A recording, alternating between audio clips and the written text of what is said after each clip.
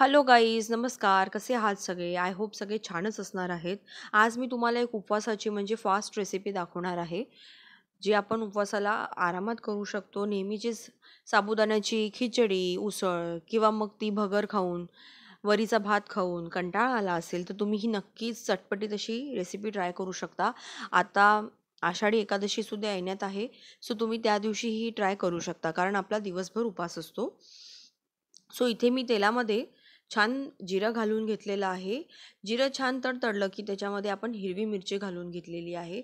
उपवासाच्या पदार्थात हिरवी मिरची खूपच सुंदर लागते. आणि आता पाणी फोडणी घातलेलं आहे मी. थोडंसं चवीनुसार सेंधव मीठ घातलेलं आहे.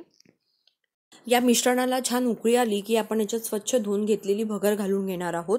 पाणी थोडं बेतानेच ठेवायचं, तुम्ही बघत असाल व्हिडिओमध्ये, कारण आपण याचे बॉल्स बनवणार आहोत आणि याच्यात आपण फक्त 2 उकडलेले बटाटे घालणार आहोत थोडेफार बाइंडिंगसाठी.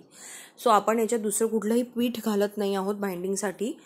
त्यामुळे आपल्याला पाणी बेतानेच ठेवायचं आहे. जर पाणी ओलावा जास्त राहिला तर मग बॉल्स बनणार नाहीत आणि बनले तरी ते तेलात विरू शकतात किंवा फुटू शकतात. सो आता हे छान थंडगार झाल्यानंतर मी याच्यामध्ये 2 बटाटे छान किसून घेतलेले आहेत. तुम्ही स्मॅशही करून घेऊ शकता. छान मिक्स केल्यानंतर आपल्याला हे एक मीडियम फ्लेमवर तळून घ्यायचे आहे, जास्त हाय फ्लेमवर तळायचे नाहीत. त्यामुळे काय होऊ शकतं, आपले बॉल्स हे फुटू शकतात किंवा विरूनही जाऊ शकतात. सो मीडियम गॅसवर हे खूप छानपैकी तळले जातात, खूप छान क्रंची सुद्धा होतात. आता आपल्याला थोड्याशा पाण्यामध्ये थोडंसं दही घालून छानपैकी एक पेस्ट करून घ्यायची आहे पातळशी. आणि आपले हे तळलेले बॉल्स आता त्याच्यात आपल्याला फार ते 1 ते 2 मिनिटं सोक करायचे आहेत, भिजवून ठेवायचे आहेत. जास्त ठेवायचे नाही, जसे आपण उडदाच्या डाळीचे वडे करतो तसे ठेवायचे नाही आहेत, कारण त्याला वेळ लागतो, हे पटकन भिजले जातात. आणि छान पिळून घेतल्यावर याच्यावर थंडगार दही घालायचं आहे आपल्याला. थोडीशी साखर घालून मी ते छान फेटून घेतलेले आहे, एकदम स्मूथ केलेलं आहे.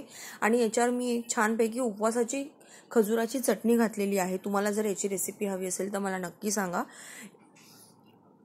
ही फास्ट स्पेशल मी चटणी केलेली आहे आणि याच्यावर हिरवी चटणी सुद्धा आहे, ती पण मी उपवासाचीच बनवलेली आहे. तीही जर तुम्हाला जाणून घ्यायची असेल तर नक्की कमेंट सेक्शनमध्ये कळवा, मी नक्की त्याची रेसिपी शेअर करेल. अशा पद्धतीने आपली एकदम यमी, चटकदार, चटपटीत अशी उपवासाची चाट तयार आहे, म्हणजेच उपवासाचे दहीवडे तयार आहेत.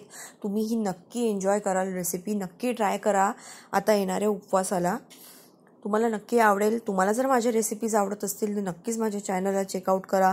मी खूप विविध प्रकारच्या रेसिपीज बनवते. भेटते नवीन रेसिपीसह, तोपर्यंत बाय.